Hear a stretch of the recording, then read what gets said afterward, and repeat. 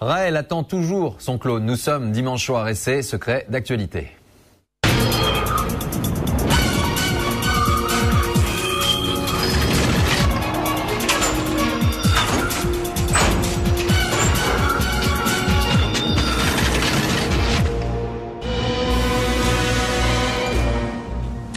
Je suis très heureuse de vous annoncer que le premier bébé clone est né.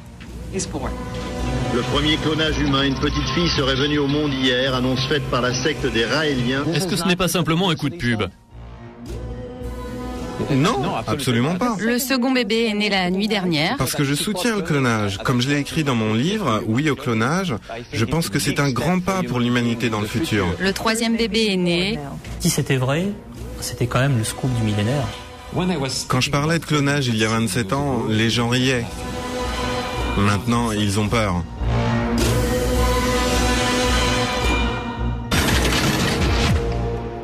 Bonsoir, il s'est longtemps appelé Claude Vorillon. Il a connu, vous allez le voir ce soir, beaucoup de métiers avant de se fixer sur une activité, et pas des plus simples d'ailleurs, celle de prophète. Dès lors, l'homme qui se dit désormais demi-frère de Jésus a oublié son patronyme et a adopté une nouvelle identité qui va devenir la marque de son mouvement spirituel. Il se fera appeler Raël. Vous avez tous certainement entendu parler de ce gourou qui, depuis son retour, comme il l'affirme d'un voyage avec les extraterrestres, tente de développer sa petite entreprise que l'on appelle aussi une secte. Lui et ses discours ont d'abord fait sourire, puis beaucoup moins, lorsque les pouvoirs publics et la justice se sont intéressés de plus près à ce mouvement, et notamment aux dérives sexuelles pratiquées sur des enfants d'adeptes. Et puis viendra le temps de l'un des plus grands coups de bluff médiatiques de ces dernières années. Coup de bluff et coup de pub, la secte raélienne annoncera la naissance d'un bébé cloné puis d'un autre. À l'époque, l'information fera la une des journaux du monde entier. Mais qu'en est-il aujourd'hui de ces annonces? Info, intox. Pour suivre avec nous notre enquête ce soir, Dominique Saint-Hilaire, bonsoir. Merci d'être avec nous. Vous êtes une ancienne adepte. On va voir un petit peu avec vous la face cachée de ce mouvement. Et puis avec nous également Frédéric Lenoir. Bonsoir. Bonsoir. Vous êtes écrivain et puis vous dirigez le monde des religions. Dominique Saint-Hilaire, première question. Vous avez donc été membre du mouvement raélien durant combien d'années? J'ai été membre du mouvement raélien pendant 13 ans, de 1987 à 2000. On va voir avec vous un petit peu qui était Raël, comment ça se passait à l'intérieur. Mais juste une première question. Qu'est-ce qui vous a séduit, tout d'abord, quand on voit Raël, quand on voit ce mouvement? Qu'est-ce qui vous a séduit? Alors tout d'abord, ce qui m'a séduit, ce n'était pas Raël, c'était le livre. J'ai lu le livre. Livre dans lequel il revient sur ses théories, sur les éoliennes. C'est le livre, c'est la Bible des Raéliens. Parce que c'est un livre qui est... Il y a le message des extraterrestres, enfin c'est le livre qui dit la vérité et les extraterrestres m'ont emmené sur leur planète. Donc ces deux livres étaient en un seul volume.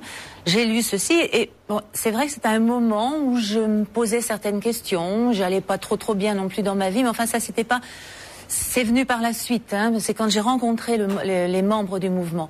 Frédéric Lenoir. Au départ, quand on regarde honnêtement Claude Vorillon, on le voit arriver, on le voit sur ces images, avec effectivement cette tunique blanche, cette croix, enfin en tout cas ce sigle, ses cheveux.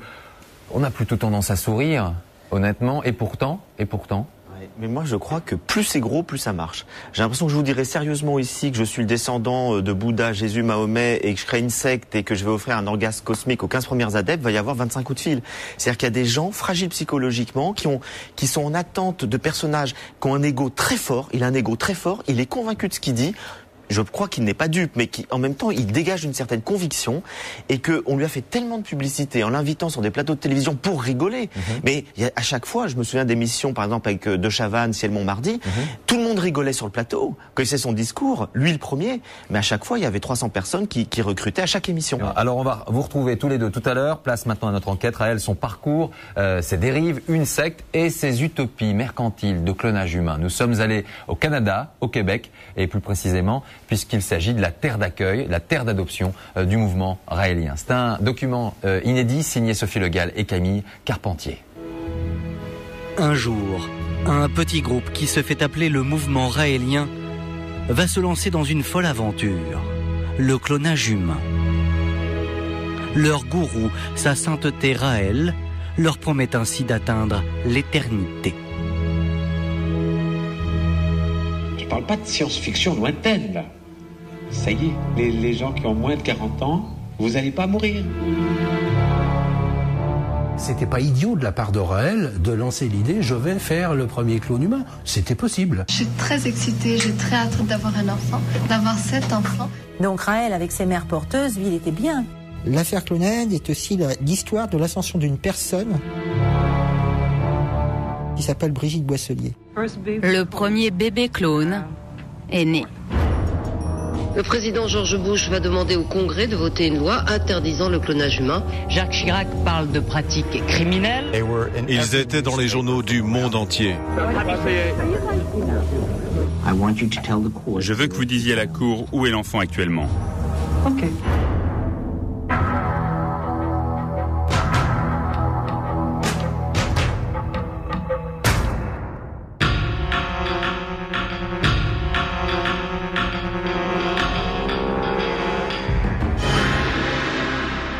Nous sommes au début des années 70.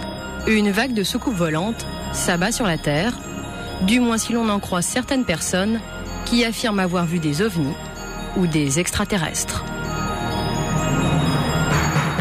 Remarquez que ça n'avait rien du tout d'une soucoupe. Hein.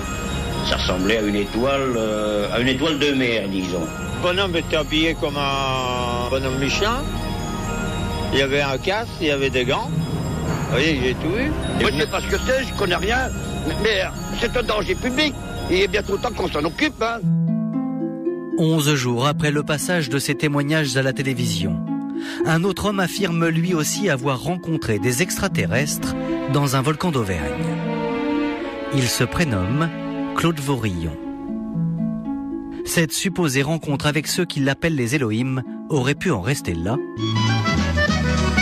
Mais pour cet ancien chanteur raté, sacré sale gueule que je ne travaille depuis bientôt 20 ans. Et qui dirige à l'époque un petit journal automobile au bord du gouffre financier, les Elohim vont être l'occasion d'une nouvelle carrière, cette fois-ci couronnée de succès, celle de prophète.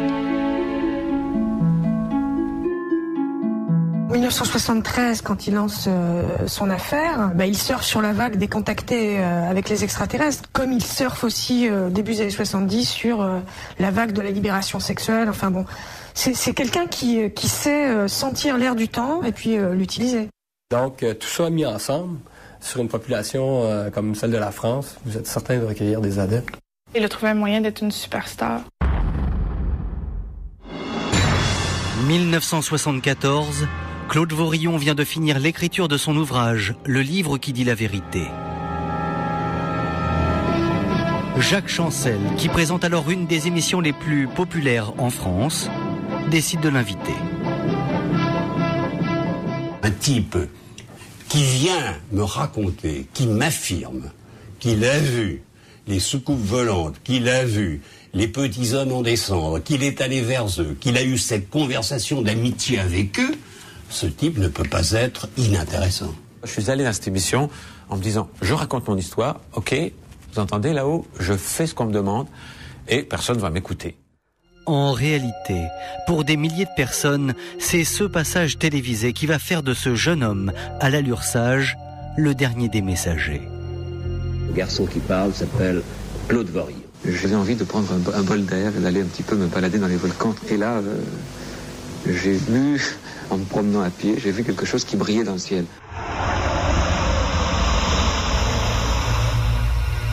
Et puis, une trappe s'est ouverte sous l'appareil, un escalier s'est déplié et des jambes sont apparues.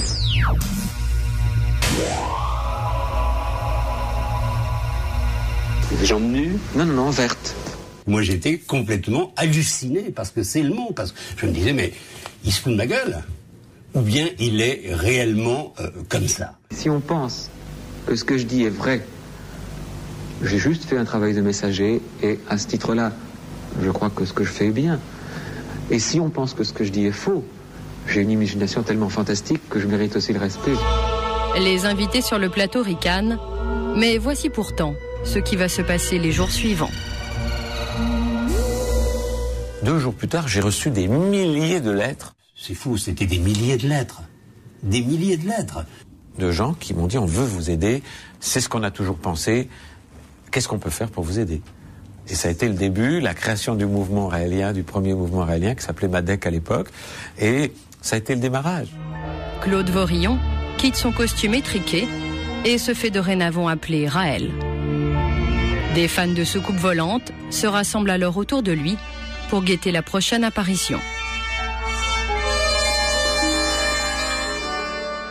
Je regardais souvent le ciel, les étoiles, puis je me disais, il y a des gens qui vivent là-bas, c'est sûr, c'est sûr. 2 ans plus tard, Raël va encore plus loin. Il affirme que les extraterrestres l'ont emmené faire un petit tour en soucoupe volante. Et c'est à cette occasion que les Elohim lui auraient montré comment devenir immortel en dupliquant l'ADN d'un être humain. Dès 75, sans prononcer le mot clonage, qu'il ne connaît pas, il raconte quelque chose qui ressemble à du clonage. Puis ils vont dans un coin de la planète, ils atterrissent à côté d'une machine. C'est un petit peu comme dans le 5e élément. C'est-à-dire qu'il y a une espèce de grosse machine, un gros bac. Yahvé s'approche de lui, lui pointe quelque chose au niveau du front, met la chose dans la machine. Et Raël voit une forme vaguement se former. Grâce aux extraterrestres, Raël dit s'être en quelques minutes dupliqué. C'est comme si on fabriquait vraiment la copie conforme, et c'est vous-même, vous parlez à vous-même. Donc c'est le secret, si vous voulez, de l'immortalité, des petits hommes verts. Raël promet la même expérience à ses disciples. Mais l'immortalité ne s'obtient qu'à la condition d'être un bon raélien, c'est-à-dire de respecter les règles édictées par Raël lui-même. C'est pas promis à 100% que tous les Raéliens vont être créés scientifiquement sur la planète des Elohim. Par contre, on a des chances d'être créés si on fait ce qu'il y a à faire dans le mouvement, quoi. Alors, c'est certain que c'est une carotte. Pour recruter davantage, Raël ne promet pas seulement l'immortalité, il surfe aussi sur un autre thème à l'époque très en vogue, la liberté sexuelle.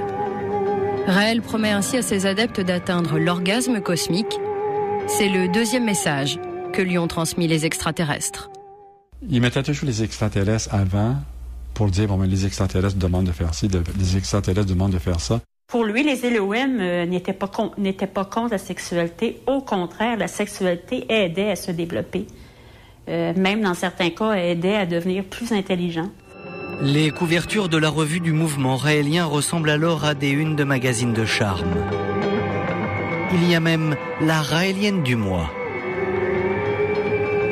Raël propose aussi des stages de méditation sensuelle à ses adeptes, censés les aider à se désinhiber.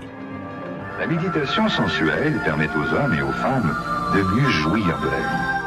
Il y a des méditations qui sont faites dans la nature pendant qu'on est nu, simplement, et pour que finalement on arrive à se rendre à l'aise en étant nu.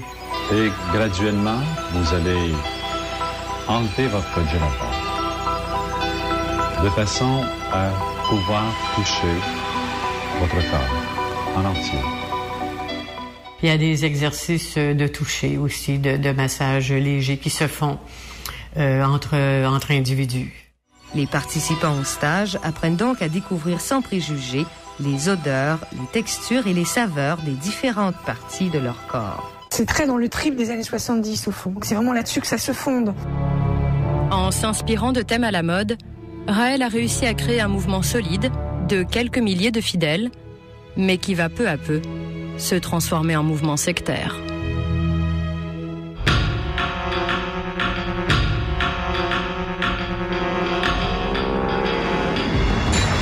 Le mouvement raélien prospère en France, mais aussi au Québec, où il a même obtenu le statut d'église. Raël décide alors de s'y installer. Mais derrière cette image de prophète respectable, il donne son temps et sa vie. Il est un artiste du don. Se cache en réalité un gourou qui, en quelques années, s'est construit une secte entièrement à son service. Raël, c'est un opportuniste, avec du recul pour moi, c'est un opportuniste qui a toujours voulu avoir des femmes et de l'argent. L'argent, c'est bon. Et tous ceux qui disent le contraire sont pauvres, et c'est bien fait. Comme toute secte qui se respecte, le mouvement raélien a besoin de recueillir des fonds.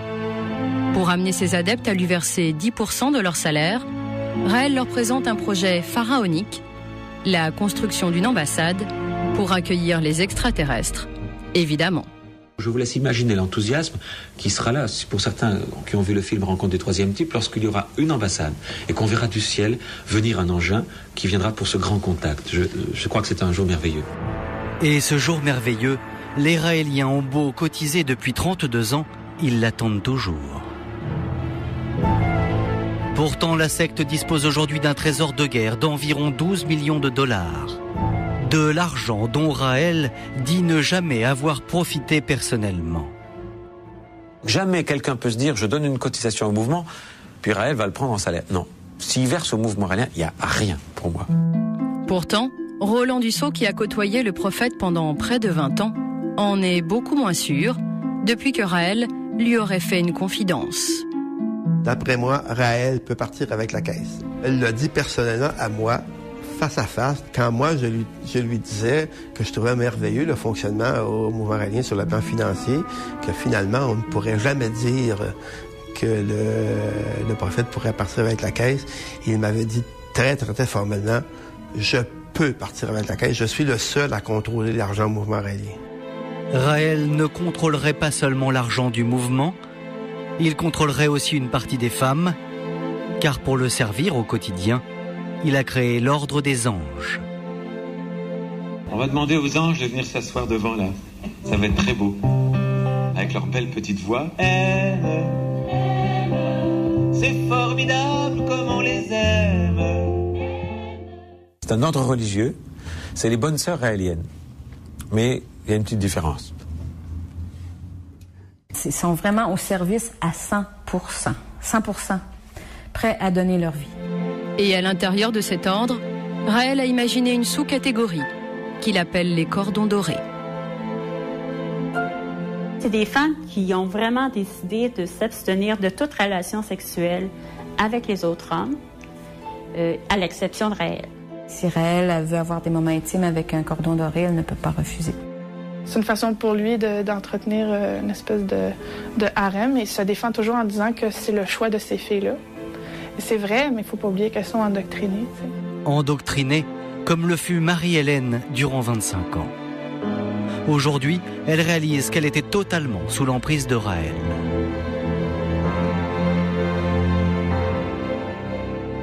Parce que moi, j'ai quand même eu des relations sexuelles avec lui. Il m'a jamais attiré sexuellement, mais je l'ai fait quand même parce que c'était le prophète.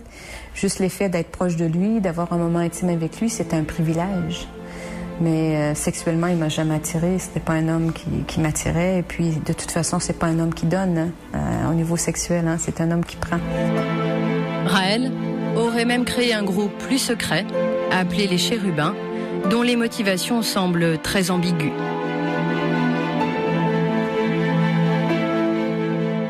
Elles peuvent être chérubins très très jeunes, 8, 9 ans, 10 ans, et elles se réservent pour le prophète. Elles n'auront pas une vie d'adolescente normale, c'est-à-dire d'avoir des petits copains ou quelque chose. Non, elles sont formées pour être vraiment au service.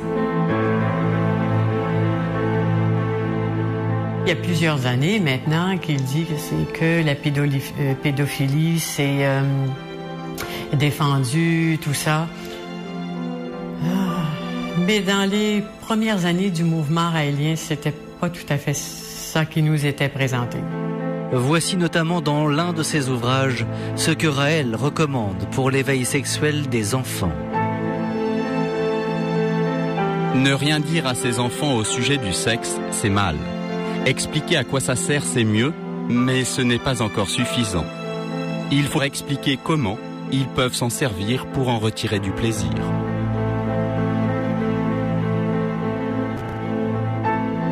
À un repas chez moi en 92, il y a quelqu'un qui a posé une question comme qu'est-ce qui se passe sur la planète des Elohim à propos de la sexualité, la sensualité des enfants, tout ça. Alors, la réponse que Raël a donnée à ce moment-là, c'est que sur la planète des Elohim, l'éveil sexuel des enfants est très à bas âge. Ça se passe très bien entre adultes et enfants parce que la société est prête à ça. Ça se passe comme ça depuis très longtemps. Alors, c'est sûr que ça laisse la porte ouverte à de belles interprétations de la part de certains Raéliens. Et ça peut mener loin.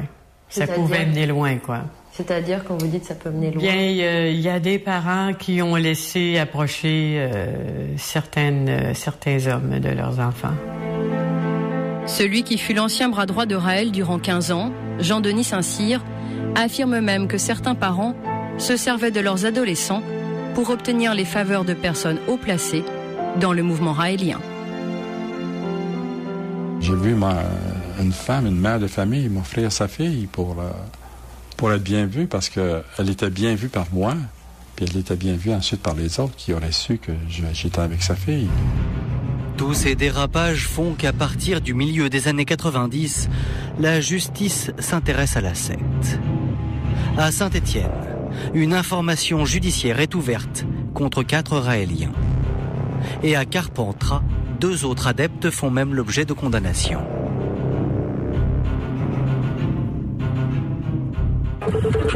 La cour d'assises du Vaucluse a condamné à 5 ans de prison, dont 3 fermes, les 2 membres de la secte raélienne. Ils sont accusés d'avoir abusé en janvier 95 d'une fillette âgée de 11 ans. À la fin des années 90, le mouvement raélien commence à s'essouffler. Pour Raël, il est donc temps de relancer sa secte sur un autre thème. C'est l'annonce de la naissance d'une brebis en 1997 qui va lui en donner l'occasion.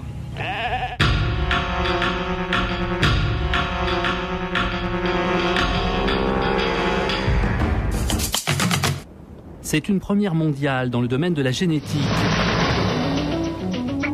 Des scientifiques britanniques ont en effet annoncé aujourd'hui avoir créé un clone de mammifère adulte. Dolly, la brebis, a été conçue à partir d'une cellule unique prélevée sur une autre brebis adulte. Elle en est donc la parfaite copie génétique. 26 février 1997, l'annonce de la naissance de la brebis Dolly fait la une de tous les journaux et inquiète aussitôt de nombreux gouvernements. Il y a eu des rencontres de chefs d'État qu'on n'avait jamais vues pour aucune technologie, même pour le nucléaire. Sont montés au créneau Sa Sainteté le Pape, le président des États-Unis d'Amérique. Tenter de faire du clonage sur un être humain est dangereux et inacceptable. Le président de la République française. C'est bien au niveau international qu'il faut interdire le clonage. Le Premier ministre britannique, etc., c'est pas parce que l'on avait reproduit de manière asexuée une brebis. C'est parce que l'on avait uniquement en tête de la brebis à l'homme. Immédiatement, on savait que c'était possible chez l'homme. Cette effervescence n'a pas échappé à Raël. Tranquillement installé en Floride pour l'hiver, il comprend immédiatement que la brebis Dolly va lui permettre de réaliser là son plus gros coup, en affirmant qu'il se lance dans le clonage humain. Il était dans sa chambre, il est arrivé dans la salle à manger où on était. Il a dit justement qu'il venait de créer la première compagnie de clonage, Clonade. Il était le premier à le faire, même si c'était qu'une boîte postale. Il était le premier à faire cette compagnie. C'était pas idiot de la part de Raël de lancer l'idée « je vais faire le premier clone humain ». C'était possible. En réalité, il semblerait que le clonage soit surtout pour Raël une façon de faire oublier l'image déplorable de la secte, comme le montre cette vidéo interne que nous nous sommes procurée. Bien qu'on nous ait enfermés dans le tiroir secte, grâce à la science et à tous les événements scientifiques à venir, nous pouvons sortir de ce tiroir. Raël a eu une nouvelle vision, quoi. Il s'est dit, avec le clonage, on va pouvoir se mettre en avant, on va pouvoir faire parler du clonage et on va faire parler de soi, évidemment, enfin on va faire parler du mouvement. Et donc, effectivement, cette histoire est une façon de relancer la dynamique. Ça a remobilisé en interne. À l'intérieur du mouvement raélien, l'annonce de la création de Clonade, la société chargée de fabriquer un clone humain, est accueillie dans la joie. Je me souviens, tout le monde va crier, applaudir, oui, ça y est, c'est fantastique. Dans le mouvement raélien, c'était vraiment la foire, là. C'était la fête, c'était quelque chose d'extraordinaire.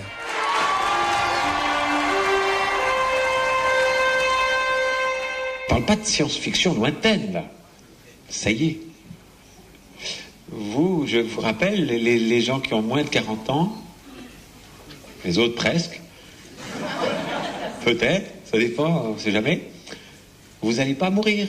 Vous avez des tas de discours dans lesquels il leur dit avant votre mort, vous connaîtrez l'éternité.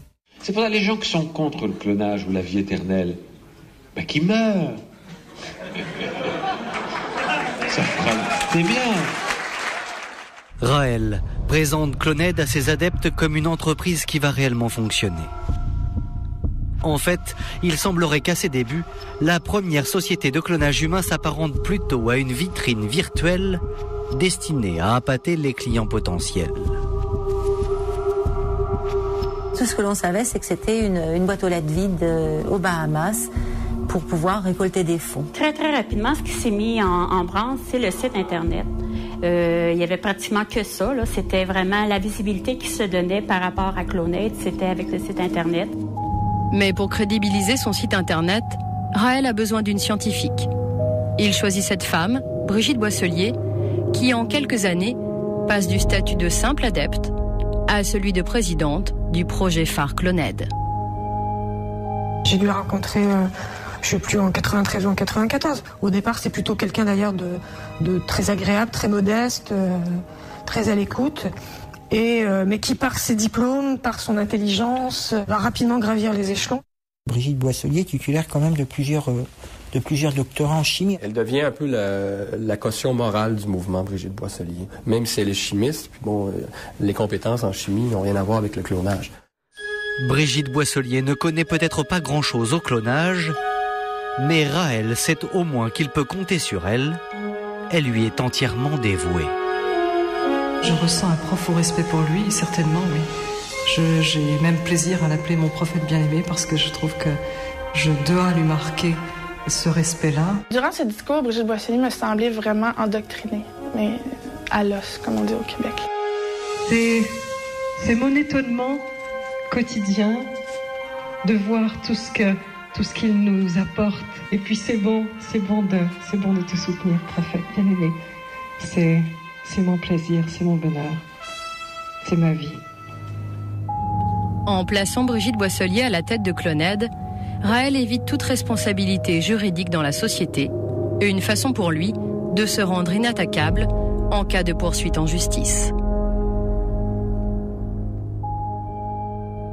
C'est elle qui, légalement, pourrait subir les foudres de responsabilité légale dans certains cas. Parce que Vorillon, lui, il veut bien la publicité, mais il veut pas les ennuis juridiques potentiels.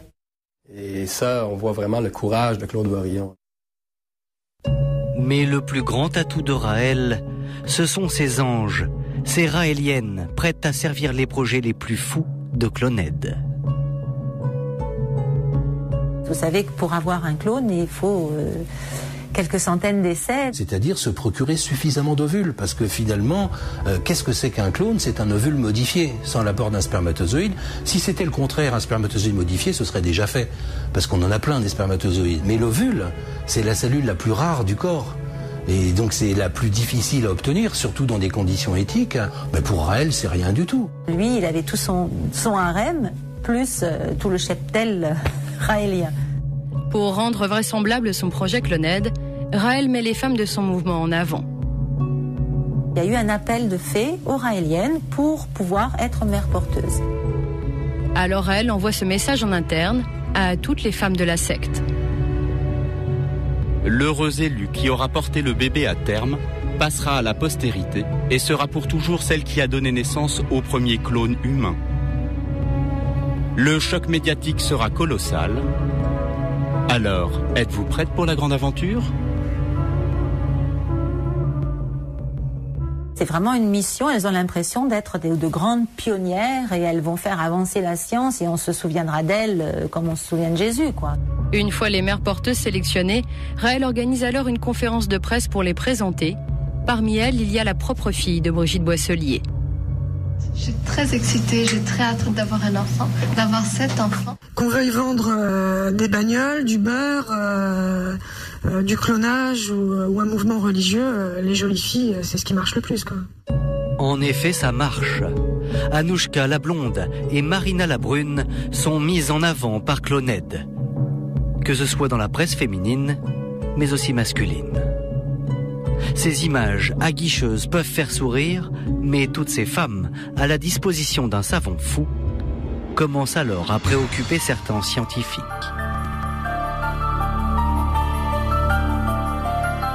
Cloned a quelques arguments. Et les arguments, c'est des ovules et des ventres féminins à revendre, en quelque sorte. Donc il est en position privilégiée pour réussir. L'opération marketing a si bien réussi qu'un homme contacte Cloned. Il s'appelle Mark Hunt et il est prêt à investir beaucoup d'argent pour réaliser le premier clone humain. Au début de l'année 2000, il se rend en Floride. Il a rendez-vous avec Raël. Raël était très content de rencontrer Mark Hunt, c'est sûr. Hein, c'était un des premiers clients, quoi. Alors, c'était la possibilité, justement, de la business qui commençait.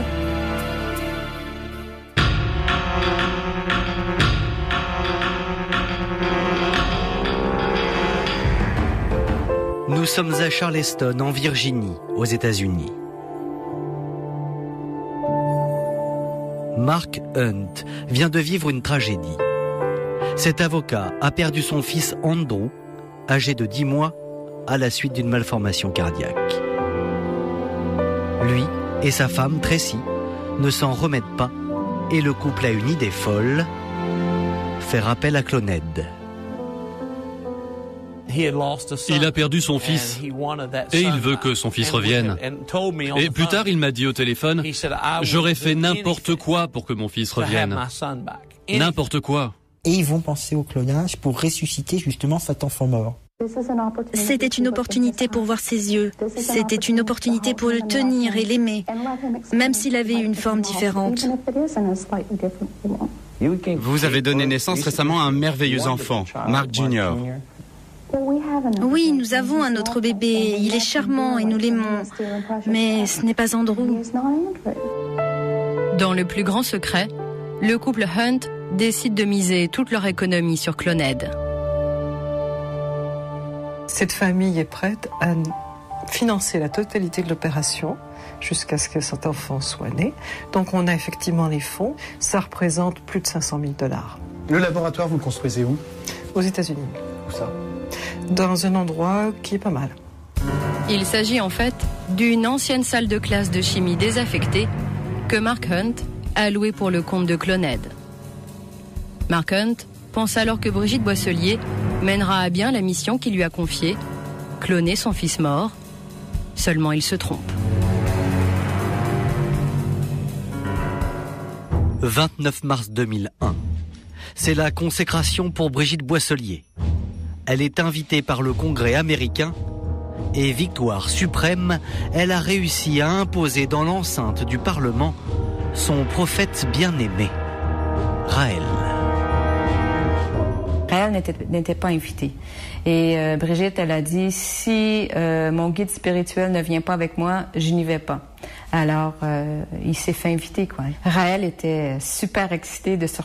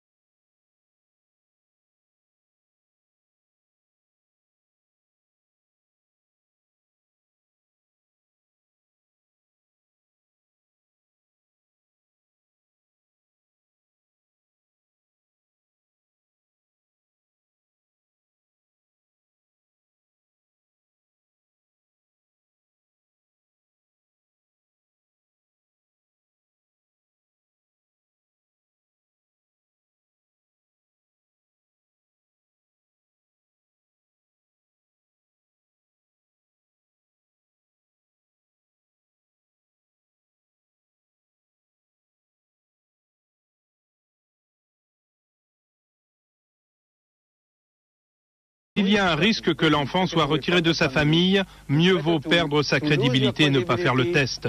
Car ce qui est important, c'est l'enfant, ce n'est pas de prouver au monde qu'on a raison. J'étais vraiment surpris d'entendre ça quand Raël a fait cette annonce. Il était clair pour moi qu'il utilisait mon cas comme prétexte pour éviter de faire des tests ADN, parce que finalement, Cloned ne disait pas la vérité. C'est effectivement ce que Marie-Hélène Parent aurait réussi à faire avouer à Raël lors d'une discussion. Automatiquement, moi, je pose la question à Raël, je dis, mais c'est fantastique, s'il n'y a pas eu de bébé cloné, s'il n'y en a pas de bébé Ève, c'est la meilleure excuse qu'on peut avoir. Il a regardé un peu par en bas avec un petit sourire dans le coin et il me dit, t'as tout compris. Alors, j'ai compris quoi? J'ai compris qu'il n'y en avait pas de bébé Ève, c'est ce que j'avais compris. Des tests à plusieurs reprises repoussés, puis finalement annulés, la presse commence à s'interroger. Le bébé clone Ève est de plus en plus perçu comme un canular.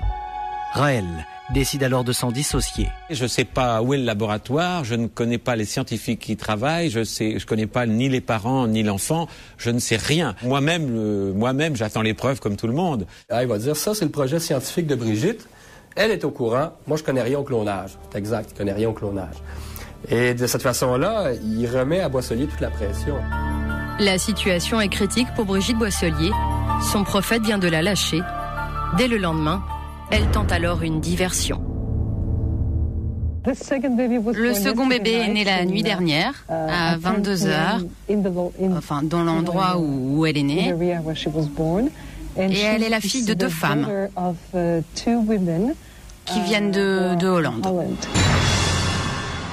Le problème, c'est qu'encore une fois, Brigitte Boisselier n'a pas la moindre preuve de ce qu'elle annonce.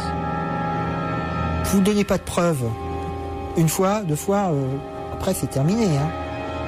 Et ce n'est pas l'audition de l'adjoint de Brigitte Boisselier, Thomas Kenzig, devant la justice américaine, qui va améliorer la situation. 22 janvier 2003, l'avocat Bernard Siegel a enfin obtenu que le tribunal entende le numéro 2 de Cloned, Thomas Kenzig. Et sa prestation va s'avérer catastrophique. Kenzig ne pouvait donner aucun détail à propos du bébé Ève. Il ne pouvait pas décrire qui étaient les médecins impliqués. Il ne pouvait pas décrire où Cloned était localisé. Il ne pouvait pas décrire l'équipement du laboratoire de Cloned. Il s'en remettait toujours à la présidente de Cloned, Brigitte Boisselier. Selon ses acolytes, Brigitte Boisselier semble donc être la seule impliquée dans Cloned. La scientifique se retrouve vraiment isolée. À cette nouvelle difficulté, elle a dès le lendemain une réponse, toujours la même. Le 3e bébé est né, donc nous avons maintenant 3 bébés. Ils sont en pleine forme et en bonne santé. Brigitte Boisselier affirme avoir obtenu 3 bébés clonés sur 10 implantations de mères porteuses. Elle affiche donc un taux de réussite exceptionnel de 30%. Pour 30%, c'est fabuleux. C'est un extrêmement bon score. Je dirais que si on avait ça chez l'animal de façon régulière, on serait extrêmement content. Je vous rappelle que l'animal chez lequel ça marche le mieux, c'est la vache. Ça reste limité à 5%. Et entre les meilleures mains.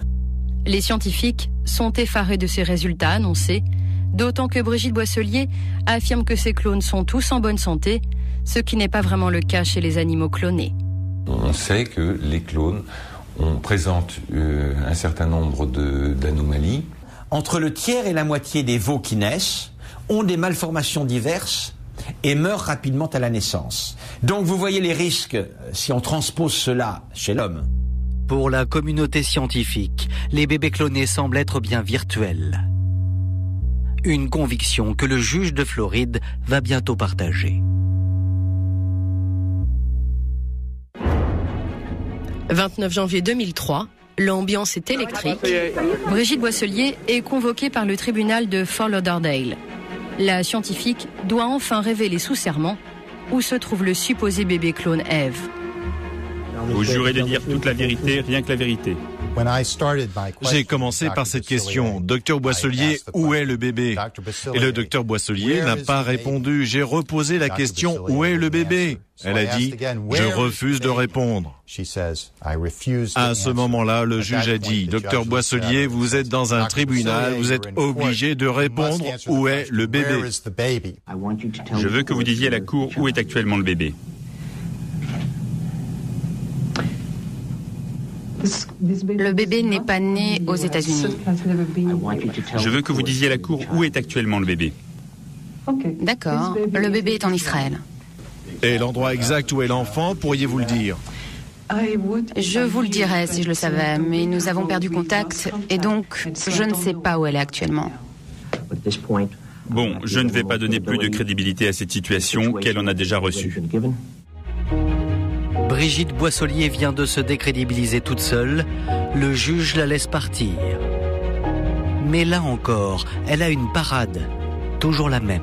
Les semaines s'écoulent et toujours pas de preuves. Brigitte Boisselier continue d'annoncer des naissances à droite et à gauche. Le site internet Cloned annonce des naissances, annonce la création d'une association de parents clonés et le délire continue. Ils sont totalement décrédibilisés, mais vraiment sévères. Nous sommes maintenant 3 ans après et nous n'avons toujours rien vu. Hein. C'est si drôle. Vous ne me connaissez vraiment pas. Comment aurais-je pu annoncer devant le monde entier une telle chose si ce n'était pas vrai?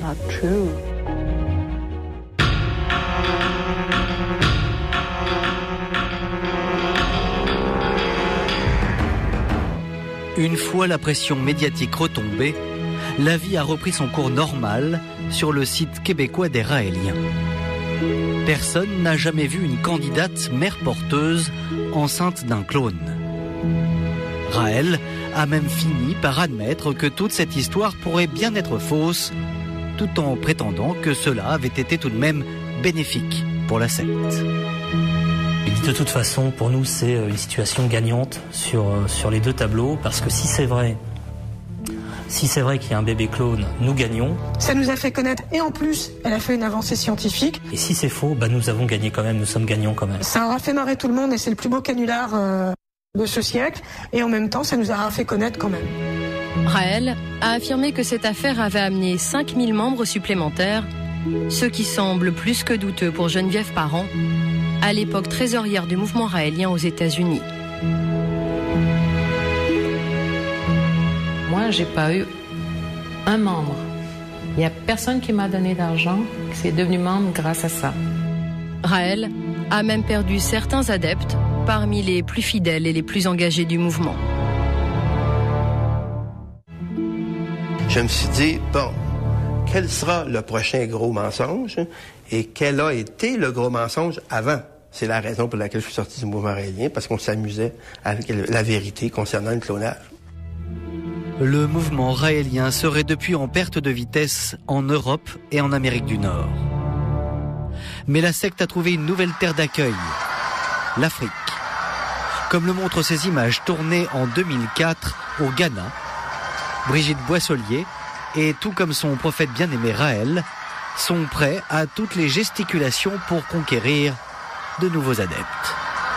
Voilà, enquête signée Sophie Le et Camille Carpentier. Alors, à quoi ressemble la vie au sein de la secte, au sein du mouvement raélien? Dominique Saint-Hilaire est avec nous et toujours avec nous. Vous avez été membre de cette secte durant 13 ans. Et puis vous allez voir désormais que cette entreprise raélienne cherche de nouveaux marchés, toujours en quête de recrutement, de recruter de nouveaux adeptes, de nouveaux clients en quelque sorte. Et certains personnages assez improbables comme Dieudonné ou encore Michel Houellebecq se sont retrouvés, on va dire, aux côtés de Raël, provoque ou pas, on va le voir et on va tenter de le voir maintenant. Dominique Saint-Hilaire, je rappelle donc que vous étiez durant toutes ces années au sein du mouvement.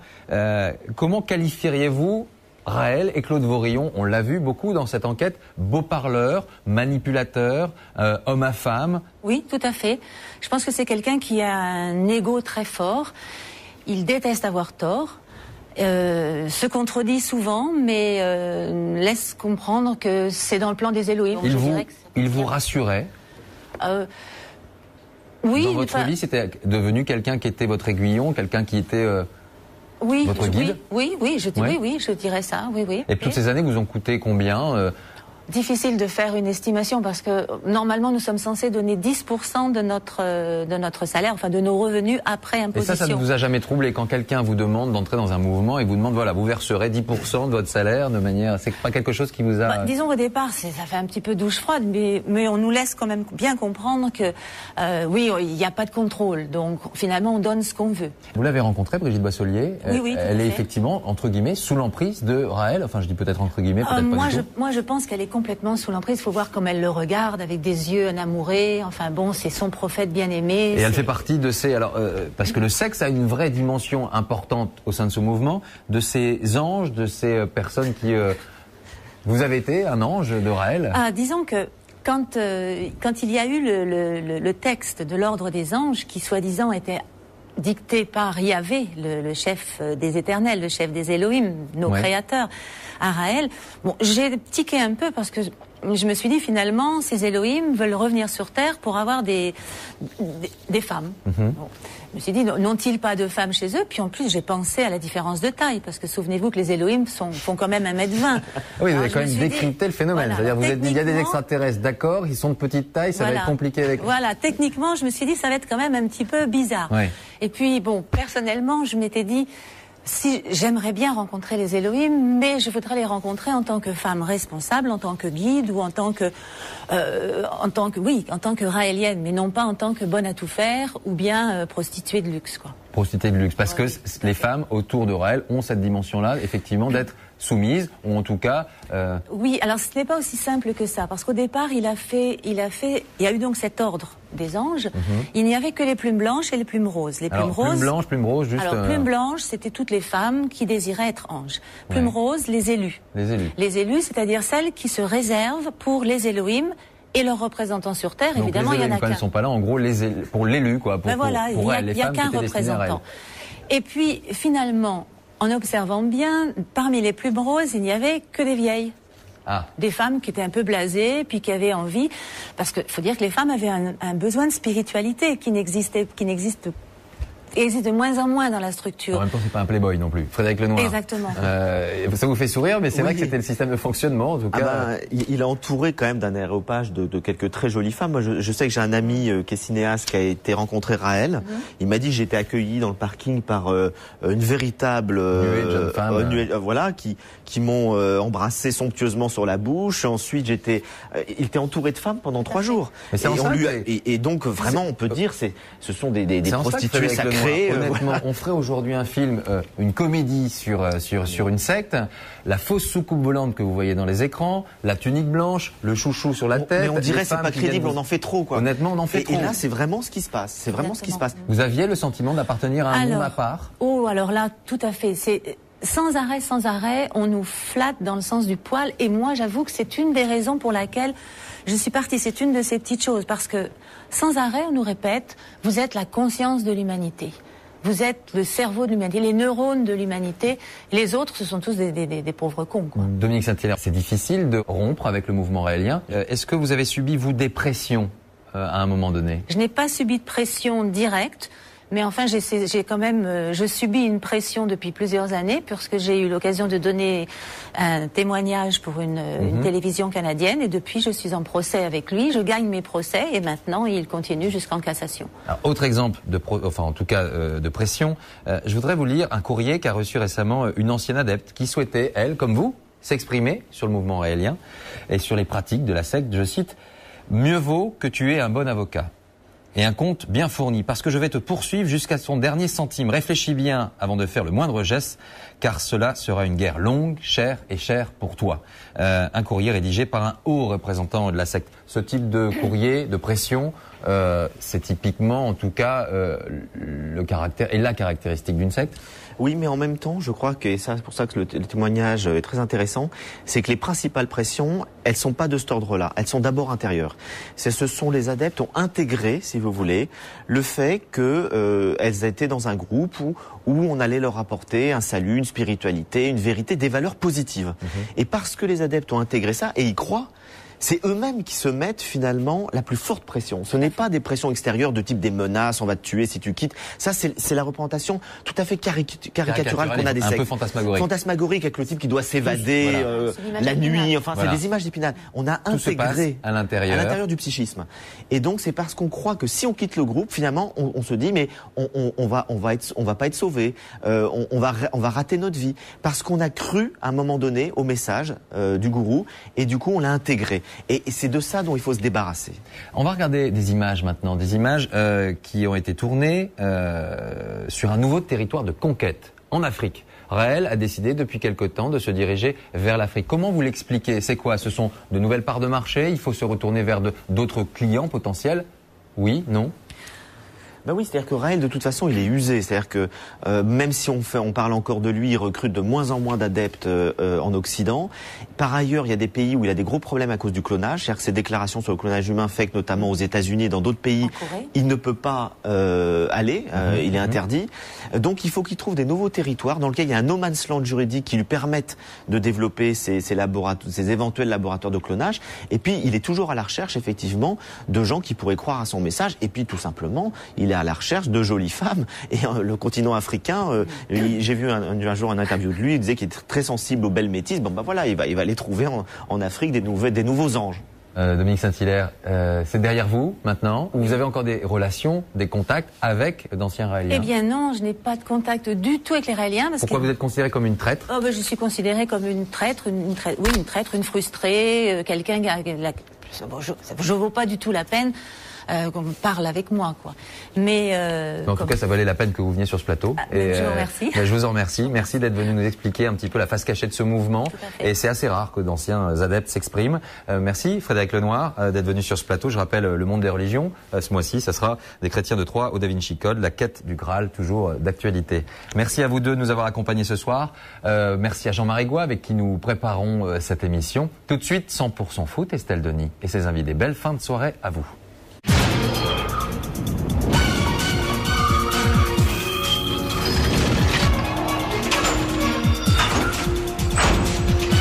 Secret d'actualité continue sur m6.fr.